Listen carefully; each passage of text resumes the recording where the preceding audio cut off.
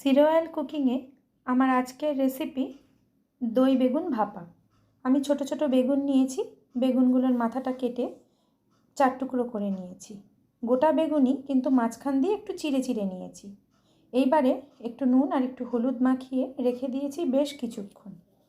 তারপরে একটা মিক্সিং জারের মধ্যে 2 চামচ মতন সাদা সর্ষে নিয়েছি, 1.5 চামচ মতন পোস্ত নিয়েছি, নিয়ে শুকনো ভালো করে ঘুরিয়ে নিয়েছি।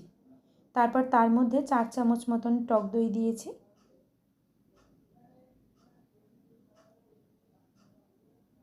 আর 4টে কাঁচা লঙ্কা দিয়েছি।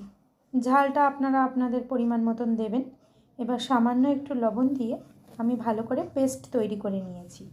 এবার ওই যে নুন হলুদ মাখিয়ে রাখা বেগুনগুলোর মধ্যে এই পেস্টটা দিয়ে ভালো করে মিশিয়ে নিয়েছি। আমার মনে হয় আপনাদের এটা ভালোই লাগবে। তেল ছাড়া বেগুন ভাপা, কড়াইতে তেল দিয়ে বেগুন ভাপা আমরা অনেকেই খেয়েছি, বা বাটির মধ্যেও তেল দিয়ে বেগুন ভাপা আমরা অনেকেই খেয়েছি। তো আমার বিশ্বাস আপনারা তেল ছাড়া এই বেগুন ভাপাটা খেয়ে দেখুন, ভালো লাগবে। এবার আমি একটা স্টিলের বাটির মধ্যে বেগুনগুলো দিয়ে ওই পেস্টটা ঢেলে দিয়ে তার উপরে 2টো কাঁচা লঙ্কা রেখে বাটিটা ঢাকনা চাপা দিয়ে একটা প্রেসার কুকারের মধ্যে খানিকটা জল দিয়ে 2 থেকে 3টি সিটি মেরে নিয়েছি। ব্যাস, তৈরি হয়ে গেছে আমার আজকের বেগুন ভাপা। গরম গরম ভাতের সাথে পরিবেশন করুন আজকের বেগুন ভাপা। কমেন্টে জানাবেন কিন্তু। নমস্কার।